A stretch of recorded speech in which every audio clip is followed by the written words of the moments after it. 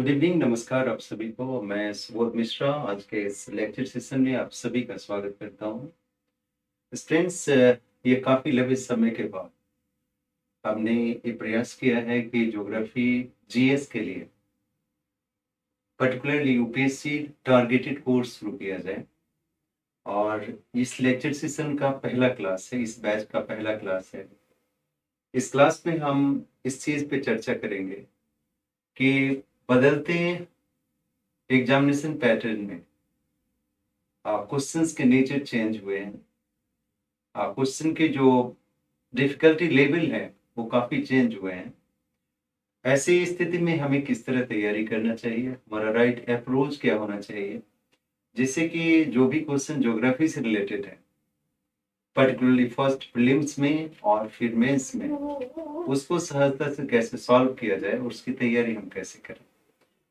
इस particular lecture में मैं बुक की चर्चा नहीं करना चाहूँगा। मैं ये नहीं चाहूँगा कि आप किस किस बुक्स को पढ़ें या फिर आपका कौन कौन सा स्टडी मटेरियल होना चाहिए, इसकी चर्चा हम बाद में करें। इस लेक्चर मेथड में हम इस बात की चर्चा करेंगे कि पढ़ने का मेथड क्या, किस तरह आप पढ़ें, किन किन आयाम को आप पढ़ें, जिससे आप बेहतर रूप से अपनी संपूर्ण तैयारी को कर पाए। जो कि डिफिकल्टीज लेवल इतना ज़्यादा है कि आप सभी एरिया को बहुत ही हाईएस्ट लेवल पे पढ़ेंगे, तब जाके आप संपूर्णता से क्वेश्चन को सॉल्व कर पाएंगे। मेरा एक प्रयास एक एग्जाम्पल के द्वारा, एक रीजनल अप्रोच के द्वारा मैं देना चाहता हूँ, जिसको आप समझने की कोशिश करें कि एक चैप्टर को आप किस तरह तैयार करें कि आपका उसका सभी आयाम, सभी पक्ष आपके नॉलेज के एरिया में हो, अंडरस्टैंडिंग के एरिया में हो, और फिर उसको आप बेहतर से तैयार कर पाए। ये right approach to prepare prelims. Prelims के लिए ये पहला अप्रोच है और मेथड्स ऑफ डिस्कशन में डिस्कस करने जा रहा हूँ कि आप इसको किस प्रकार पढ़ेंगे कि सभी के सभी प्रश्न आप सहजता से या आंसर दे पाए। देखिए, कुछ प्रश्न ऐसे भी होते हैं जिस पर जो पढ़ाने वाला है, मेरे जैसा मेंटर्स और आप सभी एक जगह होते हैं। एक ऐसा एरिया जहाँ पे आपको दोनों को डिसीजन लेना होता है। तो प्रयास ये है कि उस लेवल तक पहुंचा जाए और फिर उसको बेहतर से तैयार किया जाए। मैं बताता हूँ कि एक चैप्टर में मैंने आज का डिस्कशन का एरिया लिया है, एक topic for example as a model answer, model teaching areas, जो आप समझ पाए कि इस तरह से सभी टॉपिक को हम पढ़ेंगे। तो आज हमने चुना है भारत के द्वीप समूह अंडमान निकोबार को। उस अंडमान निकोबार एरियाज में अगर हमने एक रीजनल एरिया अंडमान निकोबार को सही से कर लिया, तो आपको अप्रोच पता हो जाएगा कि भारत के जितने टॉपिक्स हैं, विश्व के जितने टॉपिक्स हैं, उसको किस गहराई तक, कहाँ तक उसको पढ़ना है। एरिया है अंडमान निकोबार और लक्षद्वीप। इसमें देखिएगा कि हमारे पास जो मैप्स हैं उसको अच्छे से जानते हैं। Map study, regional study question का मेजर एरिया रह रहा है, प्रिंसिपल ऑफ ज्योग्राफी कम रह रहा है। तो देखिएगा कि अंडमान निकोबार, मैं इसको हिंदी में पहले लिख देता हूँ, अंडमान और निकोबार। हमने इस टॉपिक को पढ़ाने के लिए नहीं लिया, हमने इस टॉपिक को, रीजनल एरिया को हमने चुना है, जिसके आधार पे आप ये जान पाएंगे कि आप किस लेवल तक पढ़े और किस प्रकार पढ़े। देखिएगा, सबसे पहले कोई रीजन को शुरू कीजिए तो उसका जियोमेट्रिकल लोकेशन आप उसको याद कीजिए। जियोमेट्रिकल लोकेशन उसका पहला एरिया होता है अक्षांशीय स्थिति या रैखिक स्थिति उस द्वीप का। उस पे जितने लाइंस हैं, अक्षांश रेखाएं हैं, उसके अंतिम बिंदु हैं, प्रारंभिक बिंदु हैं, इसको पहले स्टडी करिए अपने। मैंने कह रहा हूं कि अंडमान निकोबार जितने भी भारत के प्रदेश या विश्व के प्रदेश पढ़ेंगे, उसका सबसे पहला एरिया होता है कि उसका लोकेशन आपको बेहतर से जानकारी कहाँ है। दूसरा चीज देखिएगा, लोकेशन का दूसरा एरिया होता है जियो पॉलिटिकल लोकेशन। पॉलिटिकल लोकेशन उसका भू राजनीतिक स्वरूप। आमतौर पे ये प्लेटफॉर्म होता है, बेसिक होता है उसका मैपिंग एरिया में, उसका पॉलिटिकल मैप किस रूप में है उसको आपने पढ़ लिया, तो उसका बेसिक फाउंडेशन आपके पास हो जाता है कि वो राजनीतिक प्रदेश कैसा है, यानी अगर भारत का आइलैंड है वो किस रूप में है।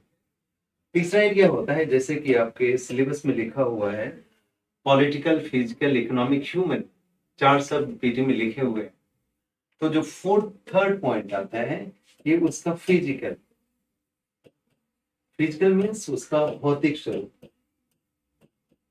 उसका माउंटेन्स, उसका प्लेट्यूज, प्लेन, आइलैंड्स, रिवर्स जो भी है उसको पढ़ लीजिए।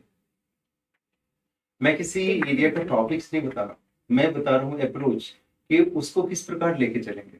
पहले ज्योमेट्रिकल लोकेशन याद कर लिया, पॉलिटिकल लोकेशन पढ़ा लिया, उसका फिर हमने उसका भौतिक स्वरूप पढ़ा कि वो भौतिक रूप से कैसा है। भौतिक में ही उसका एरिया आता है क्लाइमेट, जलवायु। फिफ्थ एरिया आता है जो उसका है वनस्पति, या फिर उसको हम कहते हैं वेजिटेशन। इसी में हम बायोस्फीयर रिजर्व, नेशनल पार्क, ये सारे चीज को पढ़ते हैं एंड नेशनल पार्क्स पढ़ते हैं। और फिर उसका इकोनॉमिक एंड ह्यूमन लाइफ। ये एरिया हमारा किसी भी प्रदेश का डिटेल होना चाहिए।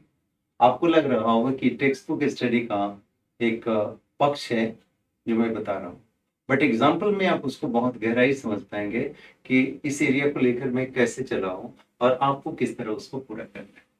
जो 8वां एरिया है वो सबसे महत्वपूर्ण एरिया है आज के एग्जाम में। यूपीएससी एग्जामिनेशन में इन सभी पक्षों के जानने के बाद भी आपने 75% 80% एरिया ही जाना। जो 8वां एरिया है द करेंट एस्पेक्ट, उसका वर्तमान समय में कोई इवेंट हुआ हो, न्यूज में रहा हो, या उसका वर्तमान स्वरूप किस प्रकार सैद्धांतिक रूप से कोई एरिया बना, तो उनको करने के बाद तब आप वहां तक पहुंच पाएंगे कि आपके सभी क्वेश्चन सॉल्व हो जाए।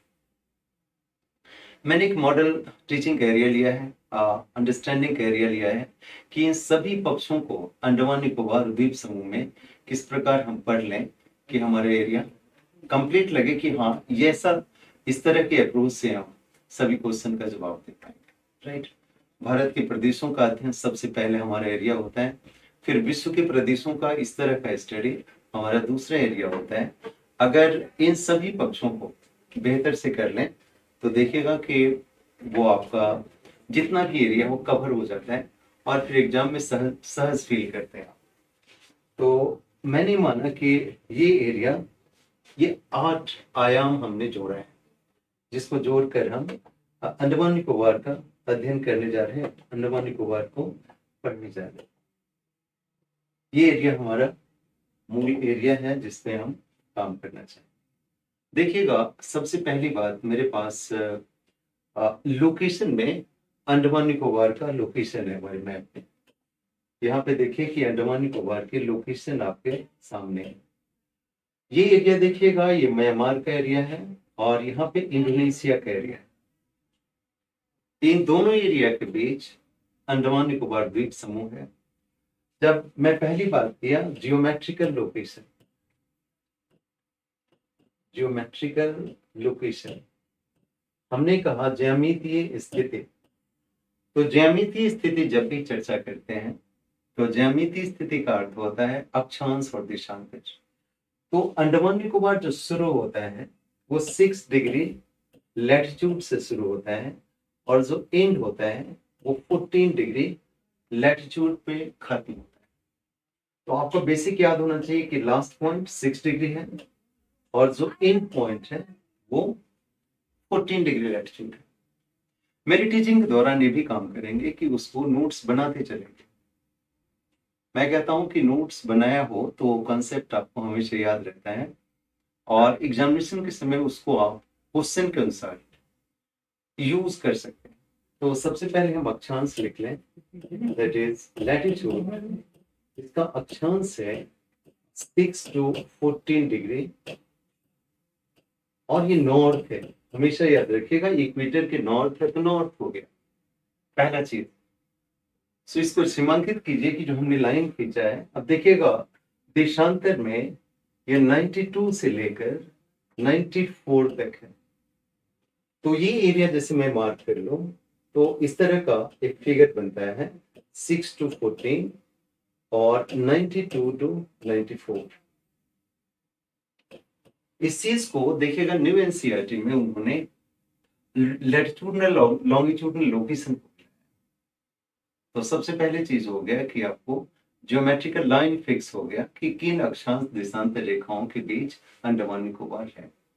First location area.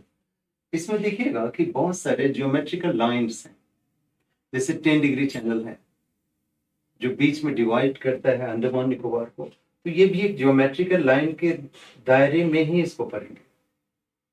सो इसका सेंट्रल पॉइंट है दैट इज 10 डिग्री चैनल जो अंडमान और निकोबार को विभाजित करते हैं। इसकी चर्चा फिर भी करेंगे हम, बट इसको ज्योमेट्रिकल लोकेशन में आप थर्ड इंफॉर्मेशन में लिखेंगे कि 10 डिग्री चैनल अंडमान निकोबार और अंडमान और निकोबार को विभाजित करते हैं। दक्षिण में निकोबार समूह है, उत्तर में अंडमान समूह है, दोनों को विभाजित करने का काम 10 डिग्री चैनल करता है। आई होप आपने लिख लिया होगा कि दो इंफॉर्मेशन जो ज्योमेट्रिकल इंफॉर्मेशन से रिलेटेड है। और भी लाइंस हैं जिसकी चर्चा हम करेंगे। तो अभी तक हमने ज्योमेट्रिकल लोकेशन की चर्चा की। उत्तरी 14, दक्षिणी 6 और वेस्टर्न एरिया 92, ईस्टर्न एरिया 94। ये चीज आपको ध्यान में आ गया। ये पहला चीज है। अब देखिएगा यहाँ पे एक सीमांकन है, जियोपॉलिटिकल सीमांकन। जो हमने अक्षांशीय सीमांकन कहा, उसके साथ दूसरा चीज आता है दैट इज जियोपॉलिटिकल डिमार्केशन। यहाँ पे देखिएगा कि यहाँ पर एक कोकस चैनल और यहाँ पे ग्रैंड चैनल। ये दो चैनल हैं जो दो देशों के बीच एक सीमांकन रेखा बनाता है। देखिएगा भारत और म्यांमार के बीच यहाँ पर कोकोस चैनल है। इसको मैं लिख रहा हूँ, इसको दैट इज कोकोस चैनल। ये हमारे अंडमान निकोबार और म्यांमार के बीच का चैनल है, जो म्यांमार और भारत के बीच एक सीमांकन का क्षेत्र है। और दक्षिण में देखिएगा ये चैनल है, उसको बोलते हैं ग्रांड चैनल। ग्रांड चैनल, इस चैनल में हम लिखते हैं कि ये आइलैंड जो है वो सुमात्रा है और ये हमारा अंडमान निकोबार का एरिया है। तो इसमें देखिएगा कि विभाजित करता है किन दो देशों के बीच। ये देखिएगा अंडमान निकोबार और सुमात्रा आइलैंड के बीच ये लाइन है। ज्योमेट्रिकल लाइन को कहिए कि जियोपॉलिटिकल लाइन है कि दो पड़ोसी देशों के बीच जो अंडमान निकोबार है उसकी विभाजन रेखा। तो इस प्रकार अंडमान निकोबार ज्यामितीय रूप से और भू राजनीतिक दृष्टि से सीमांकित होता है, जिसका उत्तरी क्षेत्र हमने कहा कोकोस हो गया और दक्षिणी क्षेत्र जो है आपका ग्रैंड चैनल। इसमें देखिएगा इसका वेस्टर्न एरिया और ईस्टर्न एरिया दोनों एरिया महत्वपूर्ण एरिया है। देखिएगा इधर वाले एरिया को अंडमान सागर कहते हैं और इधर वाले एरिया को बे ऑफ बंगाल कहते हैं। तो इसका जो लोकेशन है, पूर्व में अंडमान सागर और पश्चिम में बंगाल की खाड़ी। So it's located between these two water bodies. तो अभी तक आपने लिख लिया होगा, उत्तर में कोकोस, दक्षिण में ग्रैंड चैनल और पूर्व में अंडमान सागर, पश्चिम में बंगाल की खाड़ी का क्षेत्र आता है। अभी तक जो हमने फ्रेंड्स यूज किया है अभी तक की इंफॉर्मेशन को, उसमें मैंने आपको बताया कि अंडमान निकोबार लक्षद्वीप का ज्यामितीय और भू राजनीतिक परिचय किस रूप में है। अब देखिए यहाँ पे हमारे पास अंडमान निकोबार का एक राजनीतिक मानचित्र है।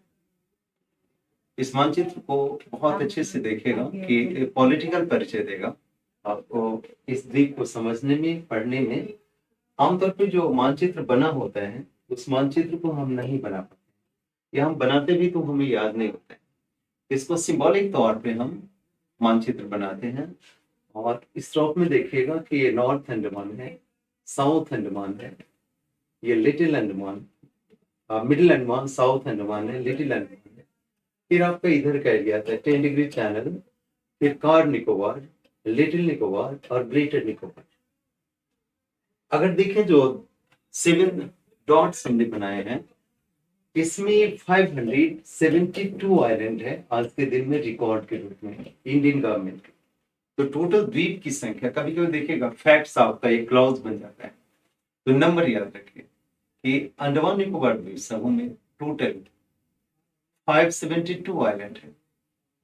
इस आइलैंड में देखिएगा कि इसका 2 वर्ग बना, इसको लिखते हैं हम नॉर्थ अंडमान, इसको मिडिल अंडमान, इसको साउथ अंडमान, इसको लिटिल अंडमान। तो देखिएगा कि अंडमान समूह में 4 द्वीप हो गए। इसको देखिएगा, ये 3 को ग्रेटर निकोबार के रूप में माना जाता है। ये 3 जो एरिया है वो ग्रेटर निकोबार का नॉर्थ, मिडिल एंड साउथ, ये तीनों को हम ग्रेटर निकोबार ही कहते हैं।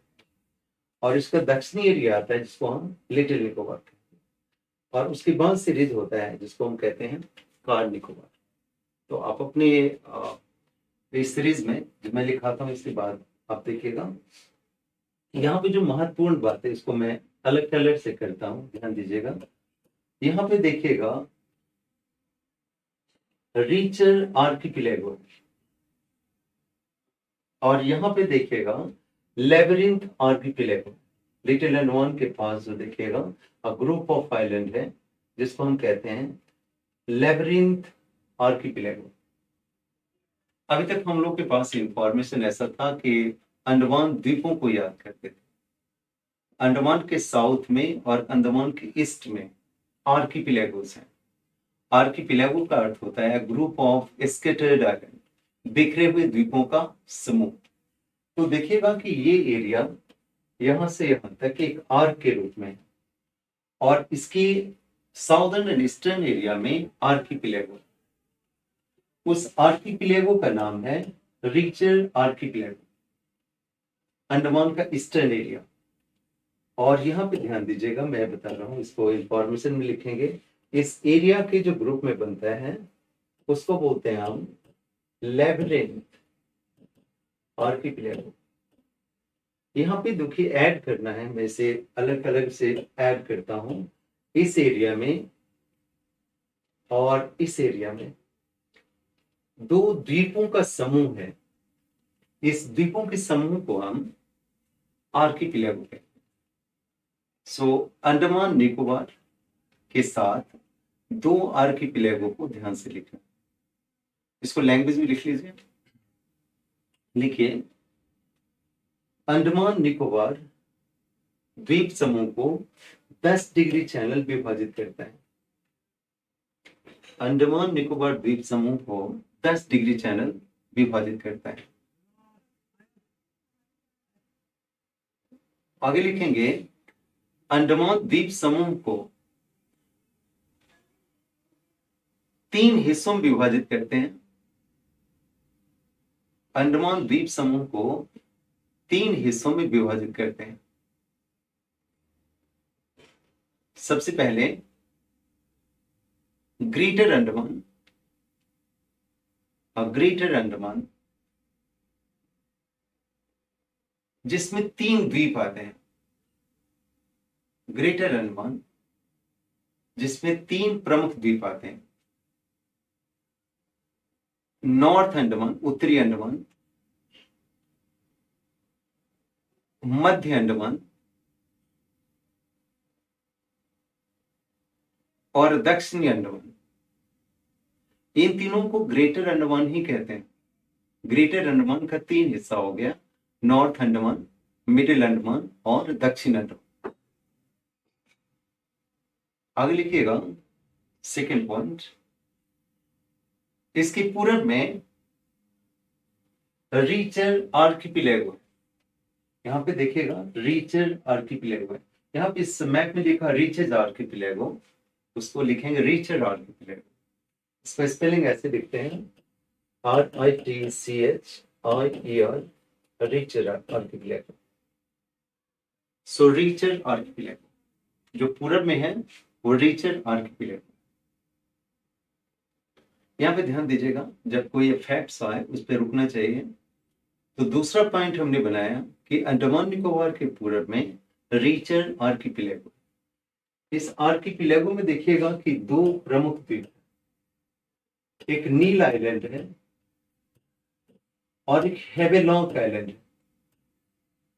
हेवेलॉक आइलैंड यहाँ पे फैक्ट्स के रूप में याद रखना है कि रीचर आइलैंड का दो द्वीप समूह है, द्वीप है माने सेपरेट द्वीप है।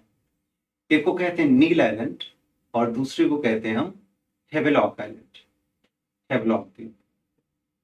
तो इस इंफॉर्मेशन को जरूर ध्यान रखिए कि अंडमान को हमने 3 भागों में बांटा है। पहले को कहा ग्रेटर अंडमान, दूसरे को कहा हमने रीचर ग्रुप, और जो दक्षिणी एरिया है जहां द्वीप समूह का हिस्सा है उस एरिया में कहते हैं लेबरिंथ आर्किपिलेगो।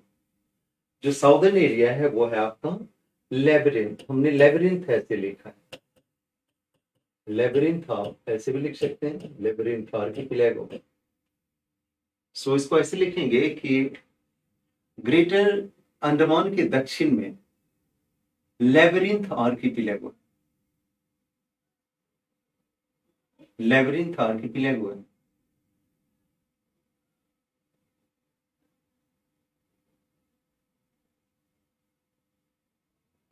जिसको मिलाकर संपूर्ण अंडमान निकोबार अंडमान समूह बनता है। यहां पे देखिएगा लिटिल अंडमान भी है और वहां पे एक रॉस आइलैंड, रॉस द्वीप है। यहाँ पे ध्यान दीजिएगा कि हमने लेबरिंथ आर्किपिलेगो में इन द्वीपों को शामिल किया जो लिटिल निकोबार के आसपास जो है आइलैंड है, जिसमें रॉस द्वीप को शामिल किया। यहाँ पे देखिएगा एक महत्वपूर्ण एरिया है, वो है डंकन पास। जो जियोमेट्रिकल लाइन था उसमें शामिल करते हैं, वो है आपका डंकन पास।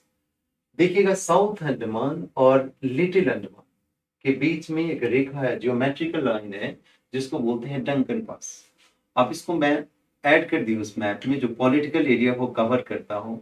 पॉलिटिकल मेरा कहने का अर्थ ये है कि उसके सभी मानचित्र एरिया में जो पॉलिटिकल मैप है उसको याद करने में मदद करे। सो लिखिएगा 10 डिग्री चैनल या डंकन पास। लिखिएगा कि दक्षिणी अंडमान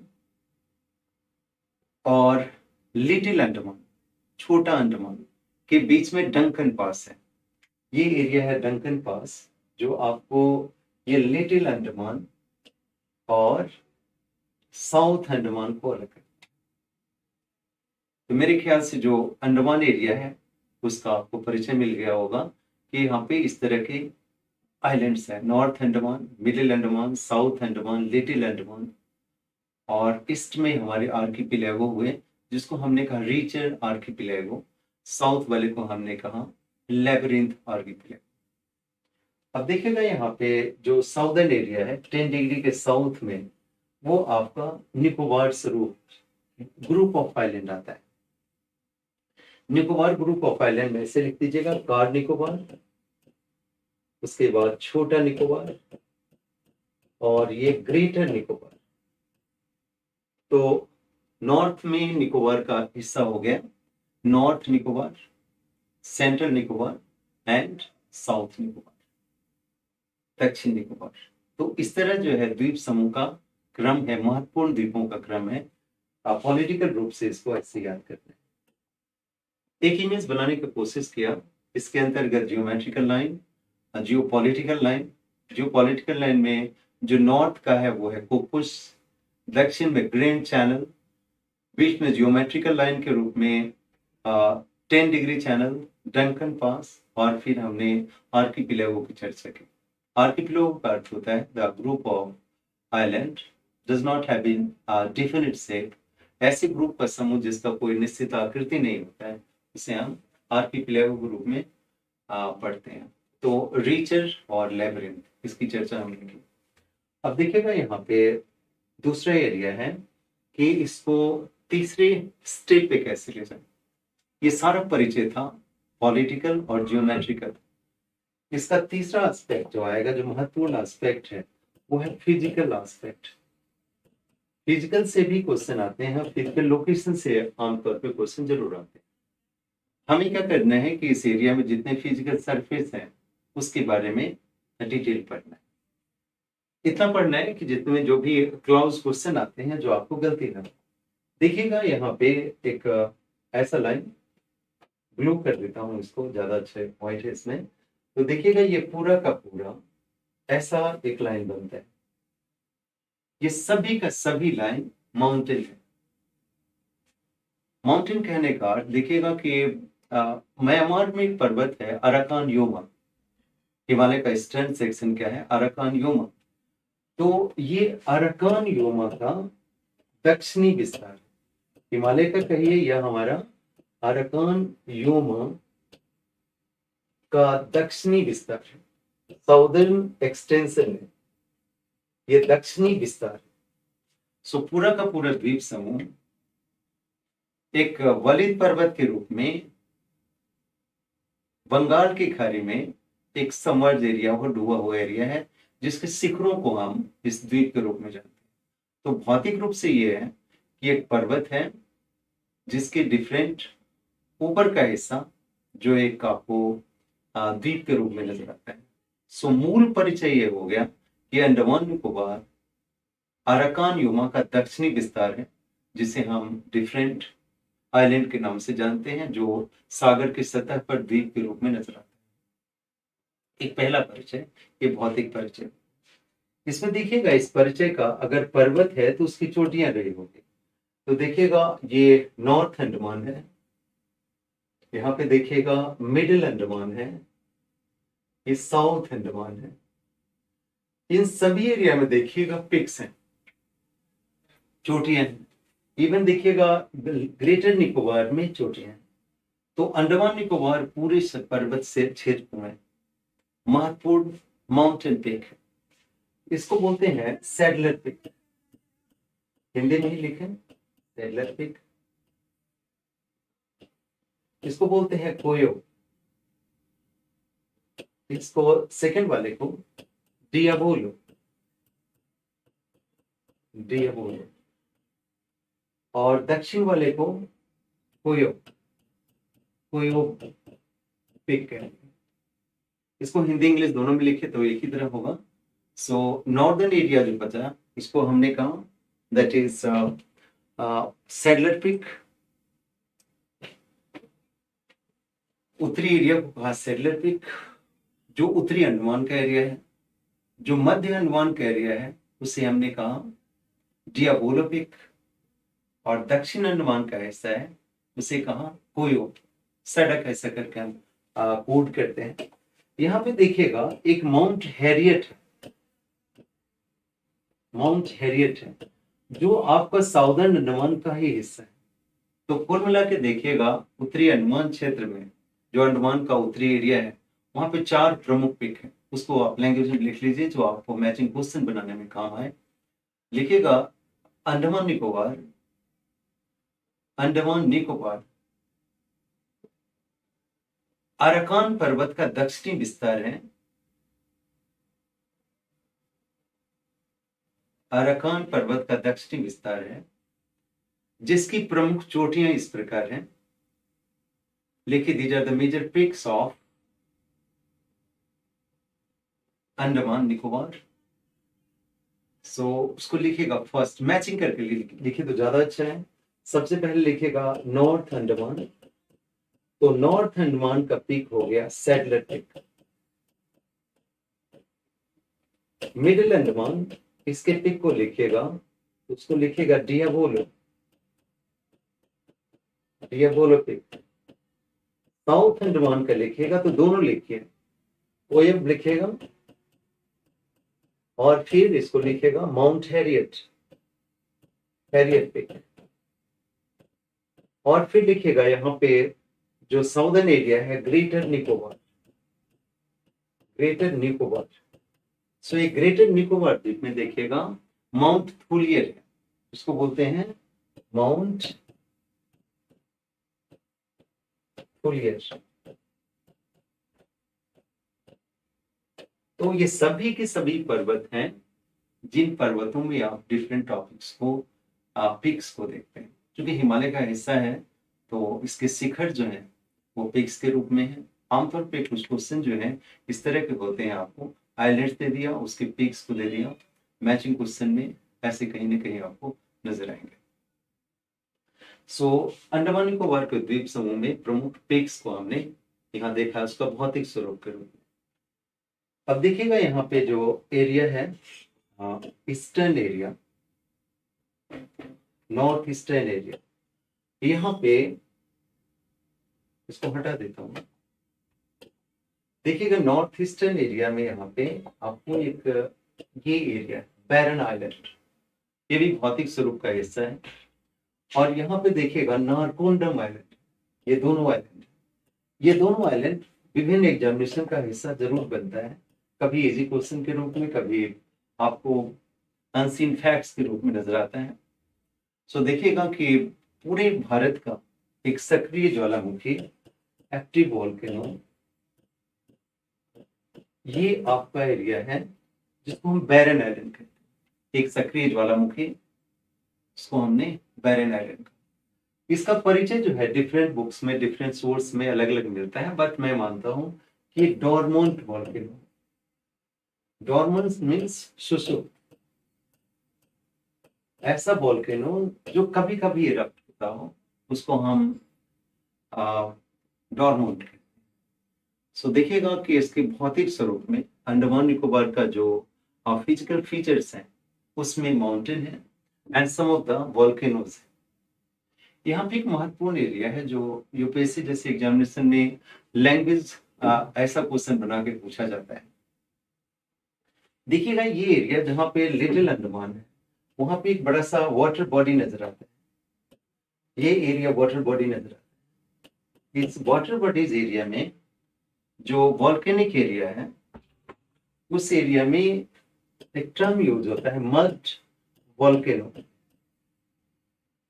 मड वॉल्केनो का जो एरिया आता है पूरे ज्वाला इस क्षेत्र में, वो आता है आपको लिटिल अंडमान। आमतौर पर टिपिकल क्वेश्चन पूछता हो कि अंडमान निकोबार समूह में मड वॉल्केनो, ऐसा वॉल्केनो जिसमें मैग्मा का विस्फोट ना हो गए, मड इरप्ट के रूप में सरफेस पे आता, वो ऐसा एरिया हो जाता है, ओसनिक एरिया होता है और क्लोज टू आइलैंड होता है, तो वहां पे जो इरप्शन होता है पहले मड वॉल्केनोज के रूप में। तो ऐसा वॉल्केनिक एरिया जो साउदर्न अंडमान का है, दक्षिणी अंडमान का है, इस एरिया को मेरे ख्याल से आप लोग लिख पा रहे होंगे, नोट्स को प्रॉपर आप फ्रेम कर पा रहे होंगे। जितने लेक्चर के साथ में लिखाने की कोशिश कर रहा हूँ इसको एक बेहतर नोट्स के रूप में उसको लिखिए, तो ये सारा सीरीज एरिया आपको कहीं भी एक डिटेल स्टडी के रूप में मदद करेगा। तो ये एरिया है मड वॉल्केनोस। कौन सा द्वीप समूह है? दैट इज साउदर्न या लिटिल अंडमान का क्षेत्र है जिसको हम मड वॉल्केनो एरिया कहते हैं। इसके बाद देखिएगा यहाँ पे जो महत्वपूर्ण एरिया है पूरे अंडमान निकोबार में, जो दक्षिण अंडमान है, यहाँ पर आपको कोरल्स मिलते हैं। ये लिटिल अंडमान का जो फ्रिंज एरिया है, तटवर्ती एरिया है, यहाँ पे कोरल्स मिलते हैं। अगर ऐसा क्वेश्चन आता है, आपको ऐसे क्वेश्चन के प्रचलन है और उस लेवल पे जाकर पूछते हैं, पहले इजी क्वेश्चन हुआ करता था।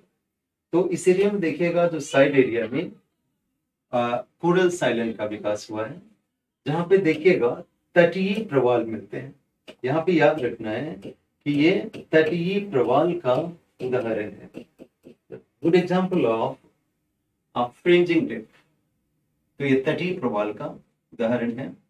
और इस तरह से देखिएगा पूरा भौतिक स्वरूप में आपको डिफरेंट एरिया निकला, जो आप फिर से उसको रिकैप करके याद कीजिए। कभी भी किसी स्थान पे बैठे हुए हैं तो उस चीज को नोट किया, पीक कौन कौन सा है, इसके कौन कौन से पॉलिटिकल एरियाज हैं, कहाँ पे वॉल्केनिक एरिया बनता है। और मड वॉल्केनो ये दक्षिणी अंडमान का एक महत्वपूर्ण हिस्सा बनता है, जो 10 डिग्री चैनल और आपको लिटिल अंडमान के बीच का हिस्सा। देखिएगा यहाँ पे जाने के बाद इस एरिया में जो निकोबार समूह है, उस एरिया में सबसे जो दक्षिण है वो ग्रेटर निकोबार है। यहाँ पे माउंट फोलियर है, और फिर ये एरिया जहाँ के सबसे लास्ट एरिया में जो सुमात्रा का एरिया है, वहां पे विभाजित होता है अंडमान निकोबार और सुमात्रा, जिसको हमने कहा ग्रैंड चैनल। सो भौतिक रूप से हमने पढ़ा दिया भारत का ये अंडमान निकोबार का दो स्वरूप, जिसकी चर्चा हमने की इस शॉर्ट ड्यूरेशन के दौरान, कि आप डिफरेंट पक्षों को पढ़ें। डिफरेंट पक्ष कहने का अर्थ हुआ जितने 8 एरियाज हमने कहा किसी भी द्वीप समूह का, किसी भी पॉलिटिकल एरिया का, और उसका एक संपूर्ण अध्ययन, एक डिटेल स्टडी हो, तो फिर आगे जाने के बाद देखिएगा कि कोई भी क्वेश्चन आपको टफ नहीं लगेगा। टफ तब लगता है जब उन चीजों को देखे नहीं होते। रीचर आर्किपिलागो है, अभी हमने कहा कि डियाबोलो आइलैंड है। अब देखिएगा आज के दिन में हमें चर्चा करेंगे कि कुछ आइलैंड्स के नाम चेंज हुए। अभी की सरकार ने हमारे शहीदों के नाम से 21 द्वीप का नामकरण किया जो पहले नामकृत नहीं था, तो उसकी भी चर्चा करेंगे करेंट के रूप में। और इसका जो ट्राइबल ग्रुप्स है, जनजातीय वर्ग है, उसकी चर्चा करेंगे।